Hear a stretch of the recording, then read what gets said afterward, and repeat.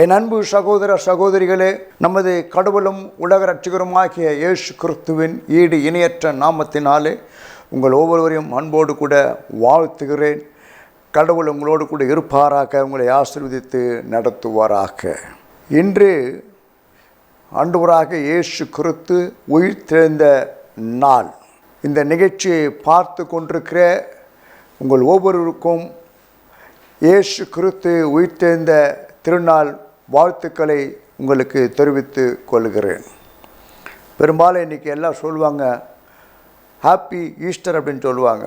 அது மிக தவறான ஒரு வார்த்தை. ஹாப்பி ஈஸ்டர் கிடையாது. ஈஸ்டர் என்பது எகிப்தில் இருக்கிற ஒரு தேவதையினுடைய பெயர். ஆகவே அப்படி சொல்லக்கூடாது. எப்படி சொல்லணும்? இயேசு கிறிஸ்து உயிர்த்தெழுந்த நாள் மகிழ்ச்சியான நாள்.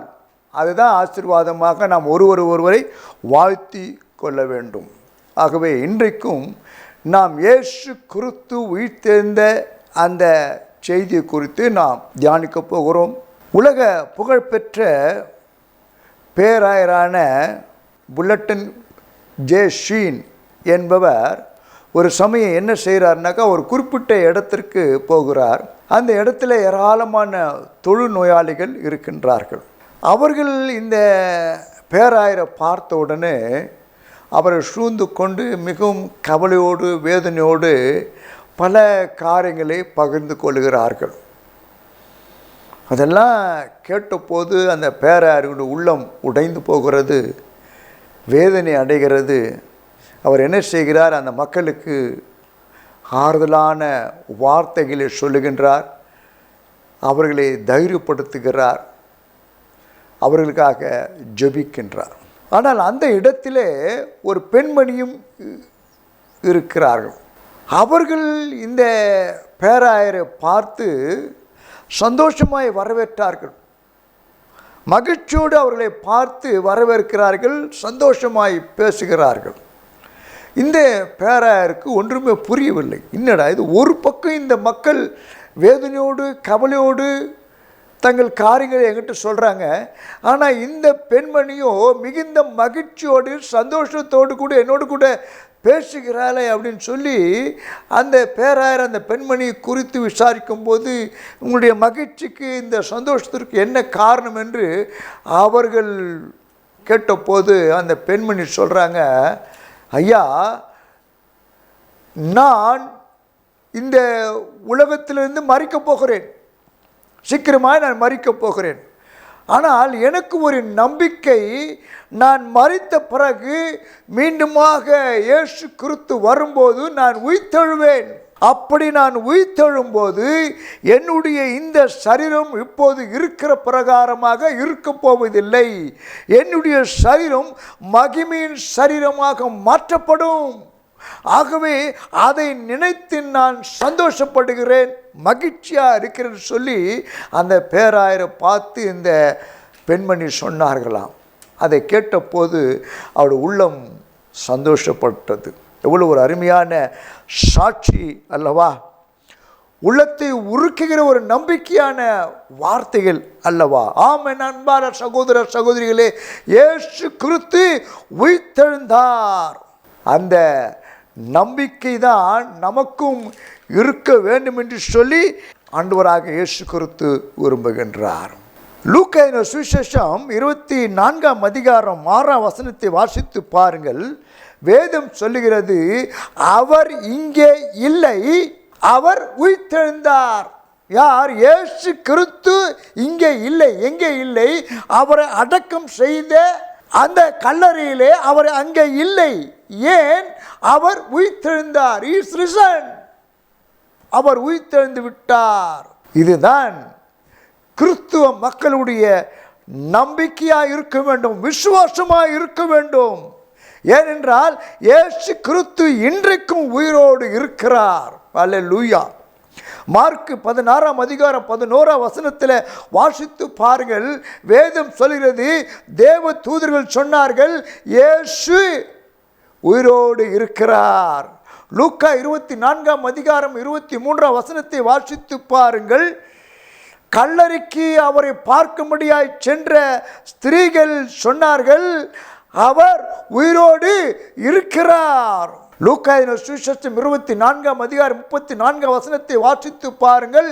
எம்மாவூர் சீஷர்கள் சொன்னார்கள், இயேசு கிறிஸ்து உயிரோடு இருக்கிறார். யோபு 19:25 வாசித்து பாருங்கள். பக்தனாகிய யோபு சொல்லுகிறார், என் மீட்பர் உயிரோடு இருக்கிறார். ஹல்லேலூயா. வெளிப்படுத்தின விசேஷம் 1:18 வாசித்து பாருங்கள். உயிர்த்தெழுந்த இயேசு சொன்னார், நான் மரித்தேன், ஆனாலும் இதோ சதா காலங்களிலும் உயிரோடு இருக்கிறேன். என் அன்பு சகோதர சகோதரிகளே, இதுதான் இன்றைக்கு நம்முடைய நம்பிக்கையாய் இருக்க வேண்டும். இயேசு கிறிஸ்து ஏன் மரிக்க வேண்டும், ஏன் உயிர்த்தெழ வேண்டும்? வேதம் நமக்கு தெளிவாய் சொல்லுகிறது. ரோமர் 14:9 வாசித்து பாருங்கள். மரித்தோர் மேலும் ஜீவனுள்ளோர் மேலும் ஆண்டவராய் இருக்கும் பொருட்டு மரித்தும் எழுந்தும் பழைத்தும் இருக்கிறார். இதுதான் இன்றைக்கு நம்முடைய நம்பிக்கையாக காணப்பட வேண்டும். அன்பு சகோதர சகோதரிகளே, இயேசு கிறிஸ்து உயிர்த்தெழுந்தார், ஜெயித்தெழுந்தார். அதுதான் நம்முடைய கிறிஸ்து வாழ்க்கையின் நம்பிக்கையாக இருக்க வேண்டும். ரஷ்யா தேசத்திலே கடவுளை ஆராதிக்க கூடாது என்று சொல்லி ஒரு பெரிய சட்டம் இருந்த நாட்கள் இருந்தது. ஆனால் அப்படிப்பட்ட அந்த நாட்களிலே இயேசு உயிர்த்தெழுந்த அந்த நாளிலே என்ன செய்கிறார்கள்? சபையார் எல்லாம் ஒரு இடத்தில் கூடி ஆராதித்து கொண்டிருக்கிறார்கள். ஆனால் இந்த விஷயம் எப்படியோ போலீஸுக்கு தெரிந்து விட்டது. அவர்கள் அந்த இடத்துல போகிறார்கள். அங்கு செய்தி கொடுத்து கொண்டிருந்த போதகரை அவர்கள் கைது செய்கிறார்கள். அந்த போதகர் சொல்றார், ஐயா கொஞ்ச நேரம் இருங்க ஐயா, நான் இங்கு இயேசு உயிர்த்தெழுந்த செய்தியை கொடுத்து விட்டு நான் உங்கள் பின்னால் வரேன்னு சொல்லி அவங்க சொல்கிறாங்க, அதெல்லாம் முடியாது, உடனே வரணும்னு. அந்த போதகர் சொல்கிறார், ஐயா ஒரு 5 நிமிடம் டைம் கொடுங்க ஐயா, நான் பேசிட்டு உங்கள் கூட வந்துடுறேன், நோ டைம். அப்போ அந்த போதகர் சொல்கிறார், ஐயா நான் ஒரு 3 வார்த்தை சொல்லி முடிச்சிடுறேன் ஐயா என்று சொல்லி அவர் என்ன செய்தார்? தன்னுடைய கைகளை உயர்த்தி என் மீட்பர் உயிரோடு இருக்கிறார் என்று சத்தமாக அவர் ஆர்ப்பரிக்கின்றார். அடுத்து என்ன? அந்த சபையில் கூடியிருந்த எல்லா ஜனங்களும் எழுந்து நின்று இயேசு கிறிஸ்து உயிரோடு இருக்கிறார். அது மட்டும் இல்லை, அவர்கள் அந்த வழியில் வீட்டுக்கு போகும்போதும் அந்த தெரு முழுதும் என்ன சொல்லுகிறார்கள்? இயேசு கிறிஸ்து உயிரோடு இருக்கிறார் என்று சொல்லி போய்கொண்டிருக்கிறார்கள். போதகரை கைது செய்து கொண்டு போகிறார்கள். என்ன நடந்தது? இது நிமித்தமாக அந்த பட்டணத்தில் ஒரு மிகுந்த எழுப்புதல் உண்டாயிற்று. என் அன்பு சகோதர சகோதரிகளே, இன்று நம்முடைய அனுபவம் என்ன? இயேசு கிறிஸ்து உயிர்த்தெழுந்தார் என்று சொல்லி சந்தோஷமாய் இந்த நாளை கொண்டாடி கொண்டிருக்கிறோமே, ஆர்ப்பரித்து கொண்டிருக்கிறோமே, பல காரியங்களை செய்து கொண்டிருக்கிறோமே. இயேசு கிறிஸ்து என் வாழ்க்கையிலே உயிரோடு இருக்கிறாரா? அதை நான் நம்பிக்கொண்டிருக்கிறேனா? உயிர்த்தெழுந்த இயேசு கிறிஸ்துவை எங்கே பார்க்க வேண்டும் என்று சொல்லி சீஷர்களுக்கு இயேசு சொன்னார். மத்தேயு 28:10 வாசித்து பாருங்கள். அப்போது இயேசு அவர்களை நோக்கி, பயப்படாதீர்கள், நீங்கள் போய் என் சகோதரர் கலிலேயாவுக்கு போகும்படி அவர்களுக்கு சொல்லுங்கள், அங்கே அவர்கள் என்னை காண்பார்கள் என்று சொல்லி. இயேசு உயிர்த்தெழுந்த பிறகு நான் எங்கே இருப்பேன், எங்கே வந்து பார்க்கணும்னு அவர் சொன்னார்? கலிலேயாவிற்கு. ஆனால் உயிர்த்தெழுந்த இயேசுவை சீஷர்கள் எங்கே போய் தேடினார்கள்? கல்லறையிலே போய் தேடினார்கள். ஆனால் இயேசு அங்கே இல்லை. என் அன்பு சகோதர சகோதரிகளே, இயேசுவை நாம் எங்கு தேட வேண்டுமோ அங்கு தேட வேண்டும். இயேசுவை எங்கு பார்க்க வேண்டும் என்று சொன்னார்? கலிலேயாவிலே வந்து பாருங்கள். ஆனால் சீஷர்களோ அதை நம்பாமல் விசுவாசிக்காமல் இயேசு மரித்துதான் கல்லறையில் இருப்பார் என்று சொல்லி அவரை அங்கு பார்க்க சென்றார்கள். ஆனால் இயேசு அங்கு இல்லை, அவர் உயிர்த்தெழுந்தார். என் அன்பு சகோதர சகோதரிகளே, இன்றைக்கு நம்முடைய வாழ்க்கை பரிசோதித்து பார்ப்போம். இயேசு உயிர்த்தெழுந்தார் என்று சொல்லி கொண்டிருக்கிறோமே, என்னுடைய வாழ்க்கையில் இயேசு உயிர்த்தெழுந்திருக்கிறாரா? என்னுடைய வாழ்க்கையிலே நான் இயேசுவை பார்க்கிறேனா? இயேசு உயிரோடு இருக்கிறார், என் மீட்பர் உயிரோடு இருக்கிறார் என்று சொல்லி அந்த அனுபவம் நமக்குள்ளே காணப்படுகிறதா? என் அன்பு சகோதர சகோதரிகளே, இயேசு என்ன சொல்கிறாரோ அதன்படி நாம் நம்பி விசுவாசித்து செய்ய வேண்டும். அதுதான் ஆவிக்குரிய வாழ்க்கையின் ஒரு நம்பிக்கை. உயிர்த்தெழுந்த இயேசுவை நமக்குள்ள எப்படிங்க தேட முடியும்?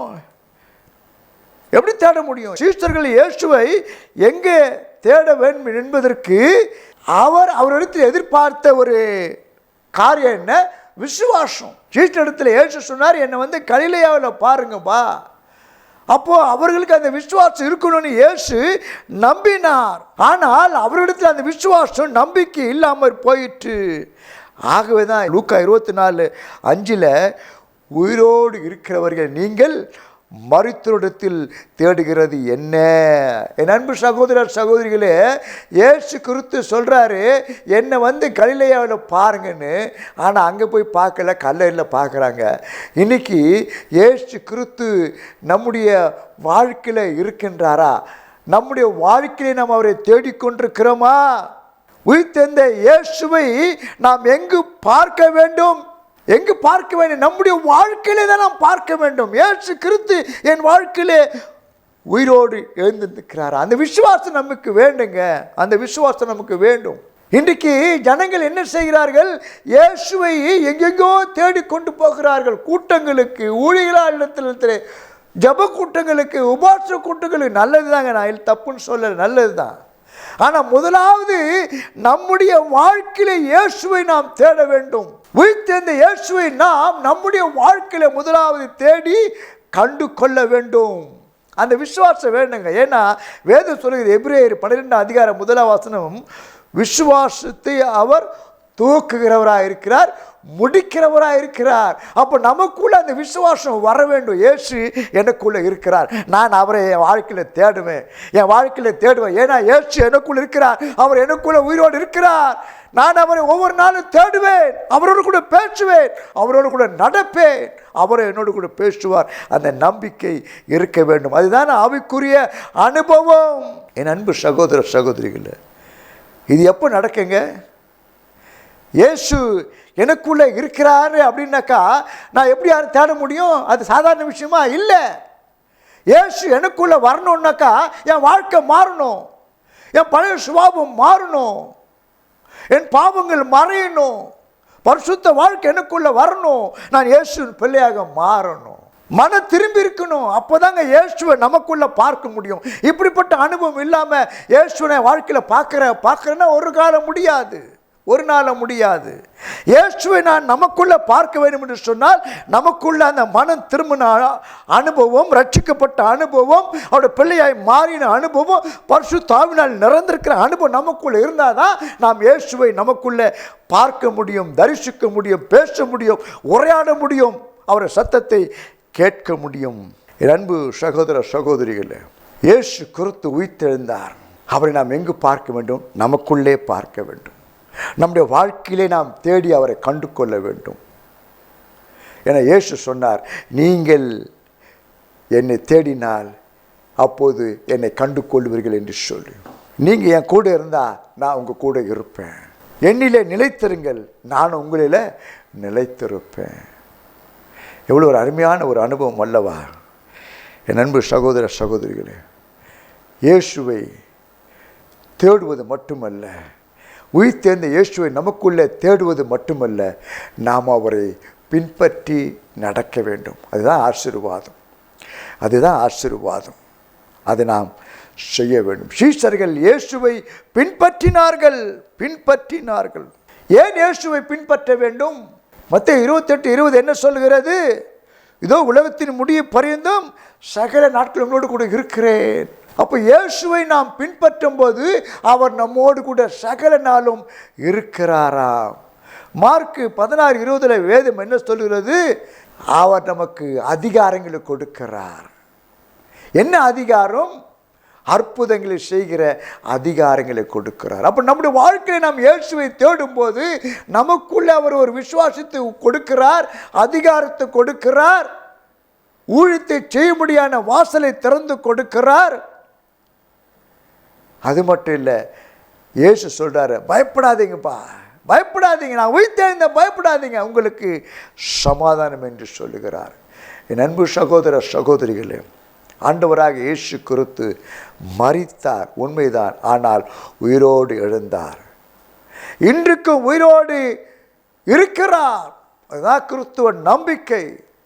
ஆகவேதான் வேதம் சொல்லுகிறது, இயேசு கிறிஸ்து நேற்றும் இன்றும் என்றும் மாறாதவராய் இருக்கிறார், மாறாதவராய் இருக்கிறார் என்று சொல்லு.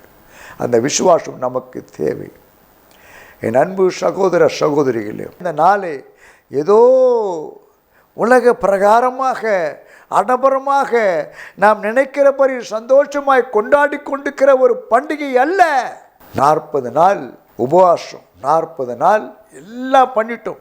40 நாள் நான் ஃபாஸ்டிங், எதுவும் சாப்பிட மாட்டேன், நைட்டு தான் சாப்பிடுவேன்.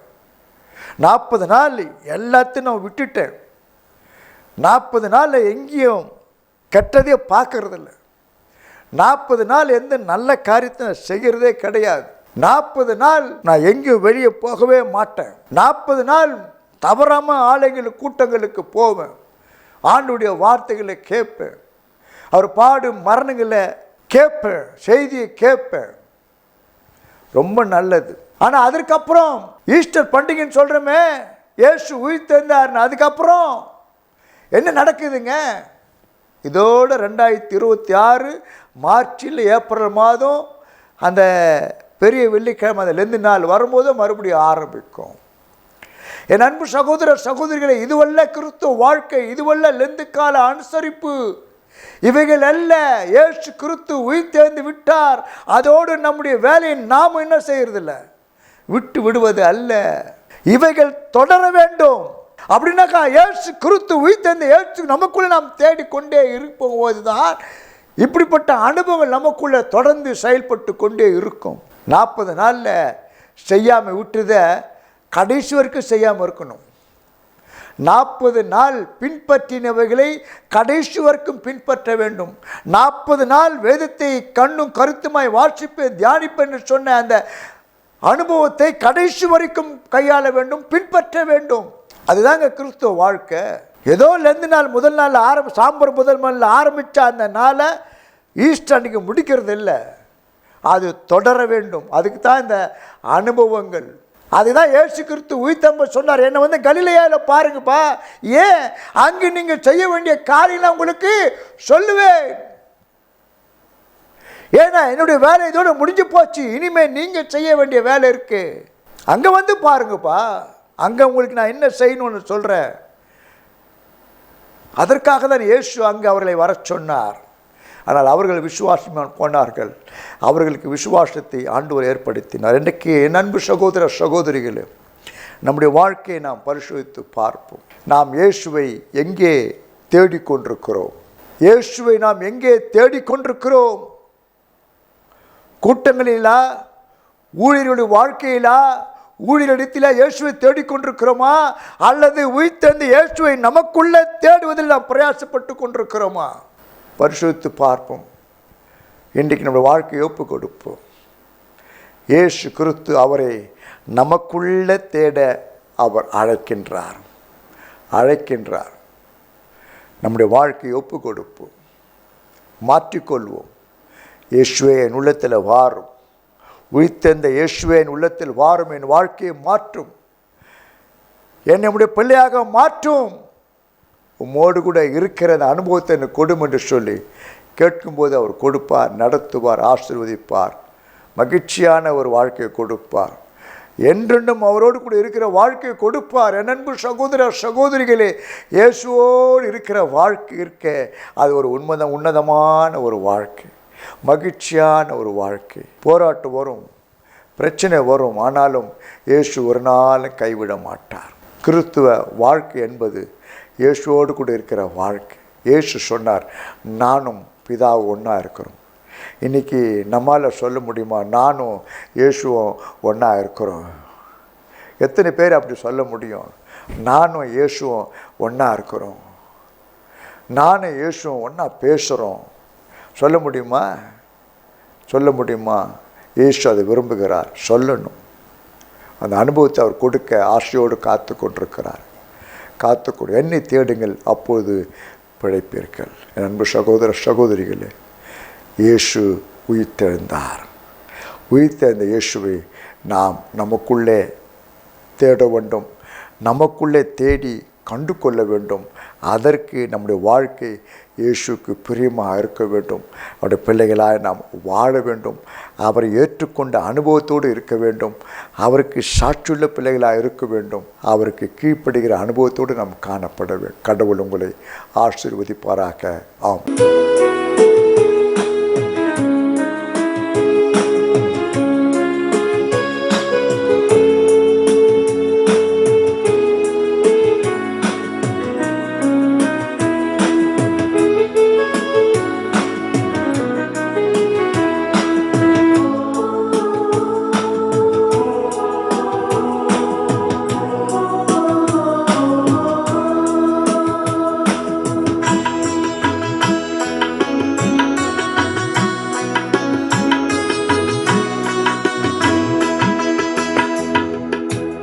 எந்தன் ஜப வேலை உமை தேடி வந்தே, தேவா பதில் தாருமே.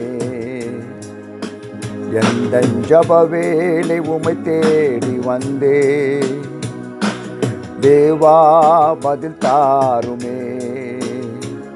எந்தன் கோட்டை எந்தன் தஞ்சம் நிறை உம்மை நாடி வந்தே. எந்தன் கோட்டை எந்தன் தஞ்சம் நிறை உம்மை நாடி வந்தே.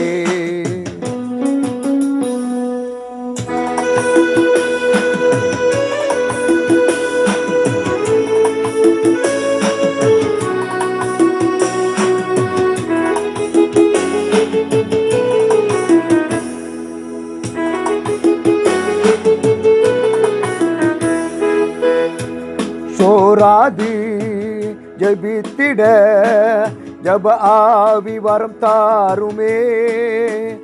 தடையாவும் அகற்றிடுமே. தய கேட்டு உம் பாத வந்தே. சோராது ஜபித்திட ஜப ஆவி வரம் தாருமே. தடையாவும் அகற்றிடுமே. தய கேட்டு உம் பாதம் வந்தே. எந்தன் ஜப வேலை உமை தேடி வந்தே, தேவா பதில் தாருமே.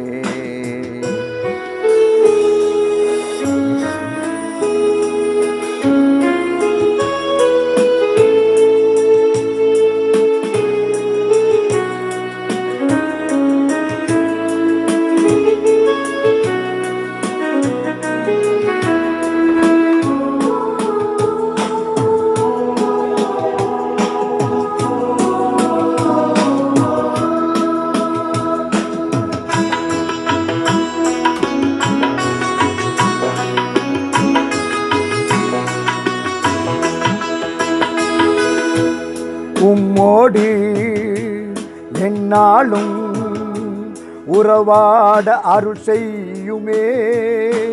கர்த்தாவி உம் வார்த்தையை கேட்டிட காத்திருப்பேனே.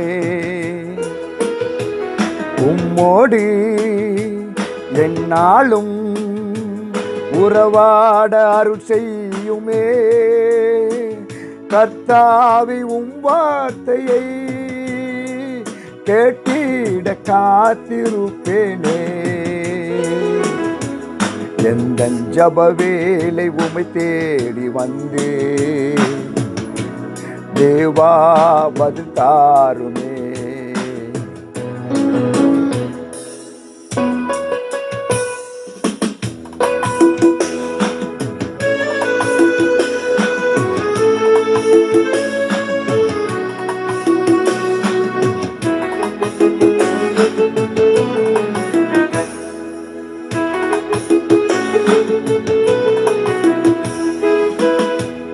நாளெல்லாம் பாதத்தில் கர்த்தாவே அமர்ந்திடுவே.